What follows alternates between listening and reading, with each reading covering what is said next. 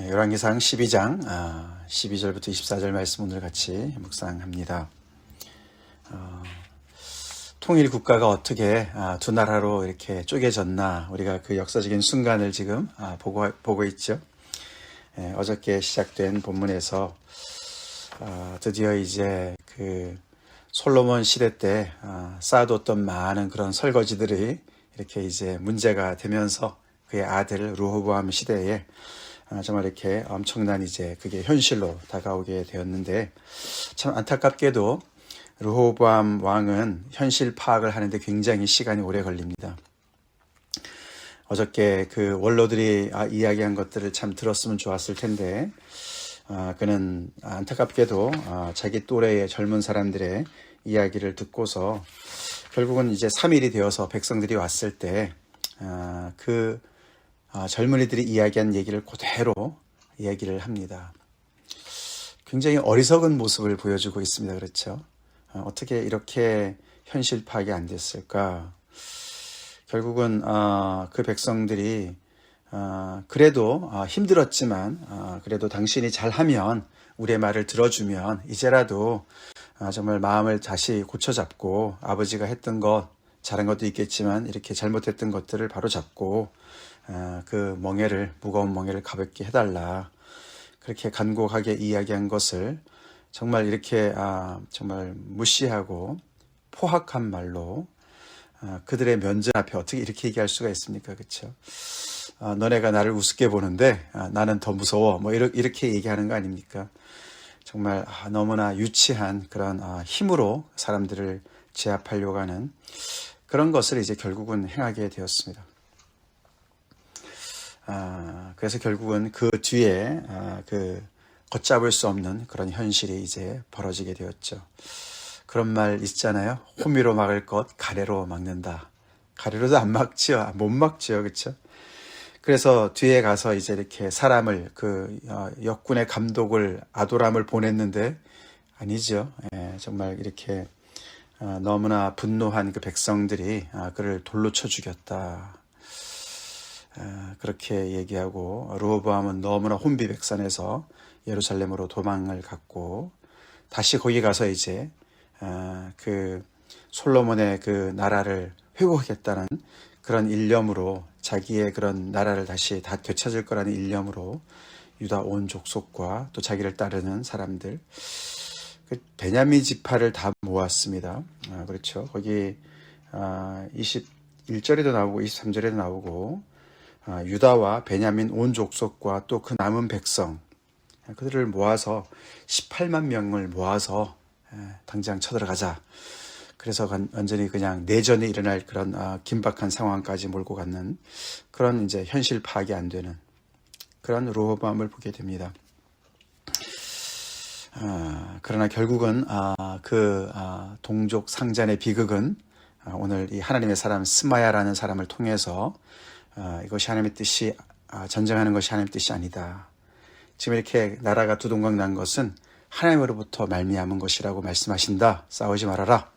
다행히 그 말은 듣습니다. 그렇죠? 그래서 그런 내전은 일어나지 않고, 결국에는 이제 남쪽에는 이제 그 르호보암을 중심으로 하는, 예루살렘 중심 르호보암을 중심으로 한 나라가 생기게 되고, 북쪽에는 이제 여로보암을 추대해서 여로보암이 왕으로 이제 이렇게 서는, 그렇게 두 나라가 이제 하나님 앞에서 어떻게 보면 이제 인정을 받고 새 출발을 하는 그런 이제 그 순간을 우리가 보게 되죠. 조금 우리가 이해가 안 되는 부분은 베냐민 지파도 같이 모았다. 이제 여로보암한테 10지파를 주지 않았습니까? 하나님께서. 그렇죠? 근데 베냐민 지파가 특별히 이 다윗의 이 유다 지파랑 굉장히 그 사이가 안 좋지 않습니까? 사울 왕 출신이고, 사울 왕의 출신 지파고, 근데 어떻게 이렇게 그 나라가 갈릴 때, 북쪽에 이제 지파들이 다 갈릴 때 당연히 그 사울을 중심으로 한 그런 사람들의 그 베냐민 지파가 북쪽으로 갈 것 같은데, 어떻게 르호보암 쪽에 이렇게 같이 가세를 해서 싸우러 가려고 그랬나. 아마도 이제 그 지형적인 그런 특징이 있었던 것 같습니다.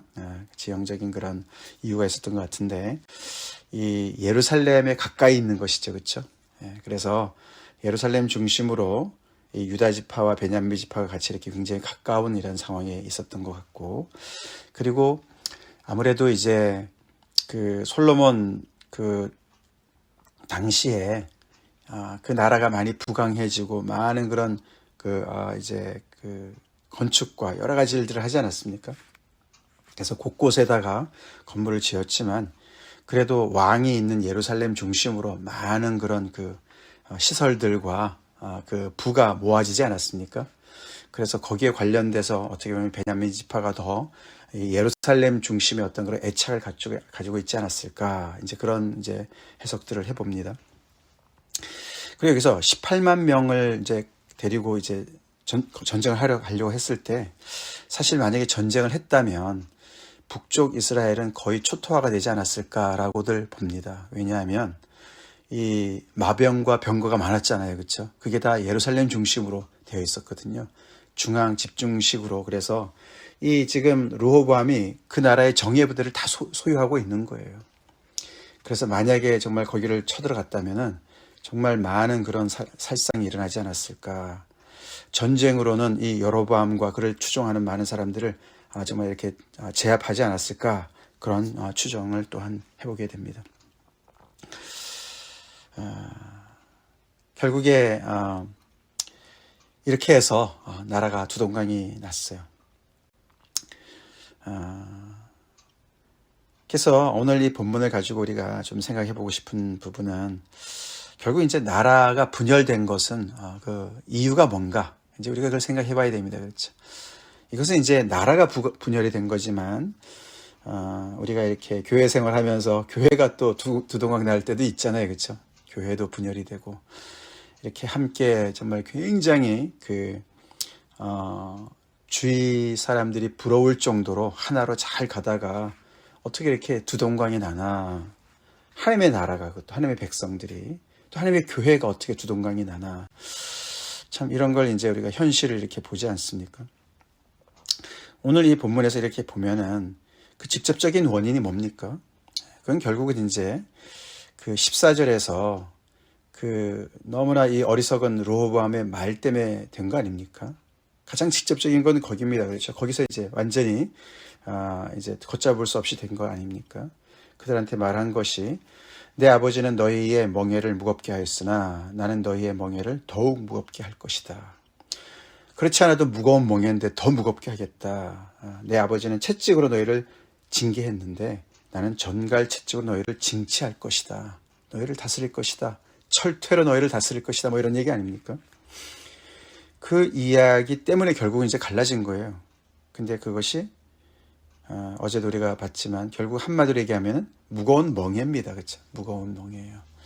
이유는 굉장히 현실적이고, 굉장히 그보다 더 현실적인 이유가 있을 수 없어요. 그렇죠? 결국은 너무나 무거운 그런 가중되는 그런 그 무게 때문에 못 살겠다는 거 아닙니까? 백성들이. 그렇죠? 여기에는 무슨 뭐 신앙적인 이유가 없어요. 그렇죠? 그냥 너무나 현실적으로 너무 살기 힘든 거예요. 살기 힘든 거예요. 철저하게 현실적인 이유입니다. 그 이유 때문에 나라가 분열되었어요. 그렇죠? 그렇지만 그 현실적인 이유는 또한 신앙적인 이유도 됩니다. 그렇죠? 하나님께서 그렇게 다스리지 말라고 말씀하셨어요. 너가 정말 솔로몬한테도 여러 번 말씀하셨고, 이 나의 율법을 너가 준행해야 된다. 그 율법이 결국 뭡니까? 그렇죠?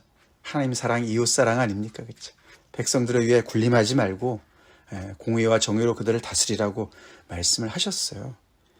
그 하나님의 말씀, 신앙적인 말씀, 그 말씀은 너무나 고귀하고 정말 너무나 정말 이 하늘의 뜻인 것이죠. 하나님의 뜻인 것이죠. 그렇죠? 근데 그 하나님의 뜻이라는 것이 그냥 이상적인 뜻이 아니죠. 그렇죠? 하늘에만 있는 뜻이 아닙니다. 하나님의 그 뜻은, 하나님께서 말씀하신 그 뜻은, 신앙적인 뜻은 또한 굉장히 현실적인 것이죠. 두 개가 맞닿아 있다는 것이죠. 14절의 그 이야기 속에 그 백성들이 정말 너무나도 힘들어서 결국은 안 되겠다라고 생각했던 그 직접적인 이유, 현실적인 이유가 결국은 하나님의 뜻과 맞먹는다는 것이죠. 맞아떨어지는 것이라는 것입니다.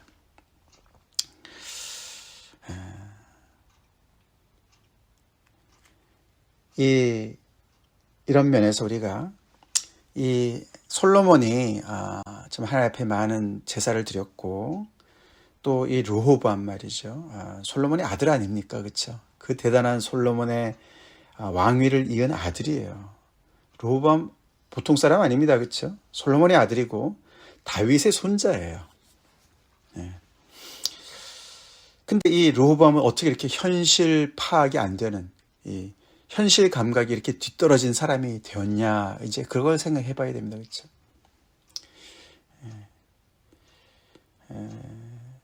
우리 신앙인들, 예수님 믿는 사람들, 현실 파악 잘하는 사람들이 될 줄로 믿습니다. 어떻게 우리가 현실 파악을 잘할 수가 있습니까?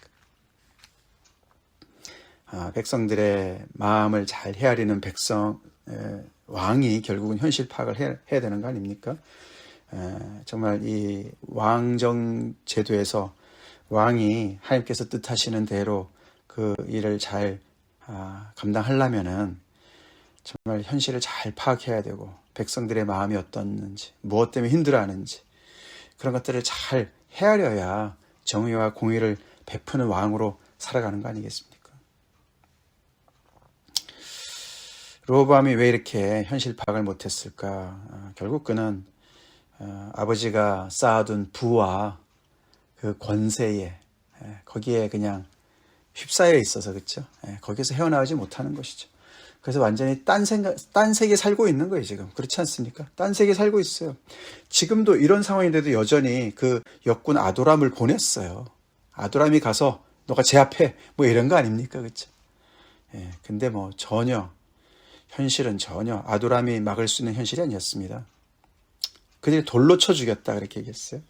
어떤 신학자는 이제 이 아도람을 중심으로 하고, 아도람은 이제 결국은 르호보암의 그 정치 어떤 그런 그 정권의 결국은 이제 그 부하 아닙니까? 그들은 칼로 잘 무장되어 있고, 정말 그러니까 병거로 무장되어 있는 사람들에 반해서 이 백성들은 지금 돌밖에 없는 것과 같은, 그래서 너무나 이렇게 격이 있는, 그러나 맨날 당하는 사람들이 정말 이렇게 들고 일하는 거 아닙니까? 봉기를 하는 거 아닙니까? 봉기하는 사람들이 무슨 무기가 있습니까? 그죠? 그냥 뭐 사피나 곡괭이나 뭐 이런 거로 나오는 거 아닙니까? 그죠? 그냥 맨주먹으로 나오는 거 아닙니까? 이제 그런 표현이라는 거예요. 이제 그만큼 이 르호보암이 그런 부와 권세에 쌓여서 현실 파악을 못하고 있는 거예요. 그러면서도 예배는 드렸겠죠? 하나님 앞에 제사는 드렸겠죠? 솔로몬이 지어놓은 그 성전에서. 그러면서 하나님을 섬긴다고 했겠죠? 그러나 하나님의 마음은 백성들에 가 있습니다. 낮은 데 가 있습니다. 그 백성들의 신음소리를 듣는 분이십니다. 우리가 그래서 하나님을 섬긴다, 하나님께 가까이 간다, 그 얘기는 더욱더 하나님의 정말 그 낮은 곳에 내려가시는, 낮은 데 임하시는 하나님을 닮아가는 것인 줄로 우리가 알아야 되겠습니다. 우리가 하나님을 믿으면 믿을수록 점점 더 나 혼자 어디 저 멀리 어떤 피 안의 세계로 가는 것이 아니지요.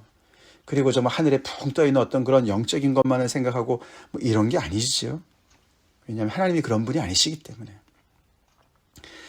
하나님의 말씀은 굉장히 우리의 현실 속에서 우리가 오늘도 우상들을 제거하고 오직 하나님을 믿음으로 신뢰하고 따라가느냐, 우리의 현실의 많은 문제들 속에서 다급함 가운데서 내가 의지할 것 같은 나에게 의지가 될 것 같은 것들을 버리고 오직 하나님만을 붙잡느냐, 이런 현실적인 우리가 이슈에서 믿음을 발휘하기를 원하시는 것이고, 또 더 나아가서 이웃을 사랑하느냐, 그렇죠?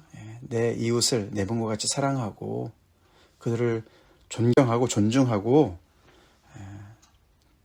그들의 아픔을 돌아보고 그들에게 구체적인 삶 속에 우리가 또 정말 그들의 아픔을 또 우리가 함께 동참하면서 그들을 또 정말 이웃을 구체적으로 도와주고 사랑하느냐, 거기에 하나님의 마음이 가 계시는 거죠.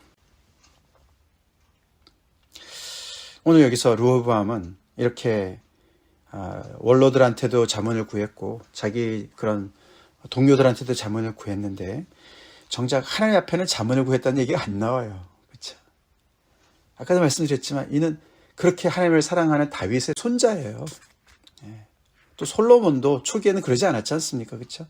하나님 앞에 정말 나가서 기도했던 사람이고 하나님께서 그래서 그를 어여삐 보시고 그에게 지혜를 주시고 그 나머지 구하지도 않았던 걸 다 주신 그런 인물의 아들이었습니다. 근데 르호보암은 어디를 봐도 이렇게 정말 이런 엄청난 역사적인 순간인데 이 나라가 지금 쪼개질 상황인데 기도하지 않습니다. 우리의 신앙이 얼마나 현실성이 있는가 우리가 돌아봐야 될 줄로 믿습니다. 돌아봐야 돼요. 그래서 우리가 이 잠언, 이 솔로몬의 잠언이다 이런 말이 나오는데 잠언을 많이 지었다 이런 얘기 하는데 그 솔로몬의 지었다는 잠언에서 정말 그 얘기 나오지 않습니까? 계속. 그래서 여호와를 경외하는 것이 지혜의 근본이다라고 얘기를 합니다. 그렇죠? 르호보암이 그 잠언에서 가장 기초인 그 지혜를 얻었었다면, 여호와를 경외하는 지혜가 있었다면 얼마나 좋았을까. 그래도 오늘 이 하나님의 사람 스마야의 그런 그 경고를 들은 게 다행이긴 한데, 그렇죠? 그래도 좀 정신이 없었더라도 너무나 이렇게 정말 금수저로 태어나서 현실성이 좀 없었더라도 하나님을 경외했었다면 그런 지혜를 얻을 수 있었지 않았을까. 그럼 훨씬 더 이 백성들의 마음을 충분히 그런 그 정말 호소를 좀 더 헤아리지 않았을까. 이런 생각을 우리가 해보게 되지 않습니까? 그것을 버렸을 때 이 백성들이 뭐라 그랬습니까? 16절에 우리가 다윗과 무슨 관계가 있느냐. 이새의 아들들에게서 받을 유산이 없도다. 그렇죠? 르호보암을 가만히 보니까 이게 이 전체 왕이 아닌 거예요. 그렇죠? 자기네 그 지파만 챙기는 것 같고 자기 소수만 지키는 거예요. 자기네 사람들만 챙기는 거예요. 그러니까 당연히 이런 생각이 들지 않겠습니까? 우리가 무슨 나라냐. 교회가, 그렇죠, 소수가 어떤 그 자기네 끼리끼리 그렇게 되면 당연히 그런 생각이 들지 않겠습니까? 그렇죠? 우리가 무슨 교회냐. 우리가 무슨 하나님의 가족이냐. 자기네 끼리끼리 잘 먹고 잘 사는데 우리가 여기서 뭐 한다고 이렇게 모여 있느냐. 결국 이제 그렇게 되지 않습니다. 그래서 참 우리의 마음은 우리 주님의 마음을 본받아야 될 줄로 믿습니다. 그리스도의 마음을 품으라. 섬김을 받으려고 오시지 않으시고 섬기려 오신 주님, 그분 앞에 정말 수고하고 무거운 짐진 자들이 다 나오게끔 주님께서 말씀하셨고 그들이 왔을 때 환대해 주셨고 그들을 죄 용서함을 선포하시고 사랑하셨고 먹이시고 입히시고 그들을 사랑으로 보듬으시는 다 내게로 오라. 그분이 우리 주님이십니다. 그래서 우리의 신앙은 주님 앞에 나와서 우리가 기도하고 말씀을 묵상하면 할수록 하나님 앞에 가까이 간다고 하면 할수록 우리는 굉장히 현실성을 회복해야 되는 줄로 믿습니다. 신앙은 현실과 맞닿아 있습니다. 현실과 맞닿아 있어요.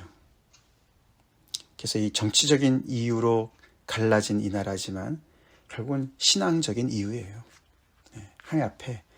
하나님 앞에 정말 이런 하나님을 경외하는 그 근본을 갖추고 있지 못했기 때문에 왕의 어떤 이런 정말 이렇게 실언 때문은 아니죠. 그렇죠? 실언도 실언이지만 결국은 그런 애리투드가 없죠. 하나님을 경외하는 마음이 없어요. 우리가 하나님을 경외할 때 우리는 참된 지혜를 얻을 줄로 믿고 또 그 참된 지혜는 결국은 현실 속에서 정말 이렇게 너무나 소위 가진 자들의 횡포에서 우리가 참된 지혜를 얻게 될 줄로 믿습니다. 그 속에서 참된 지혜를 가지고 예수님처럼 우리가 바로 정말 이렇게 서 있고 우리가 무엇을 해야 될지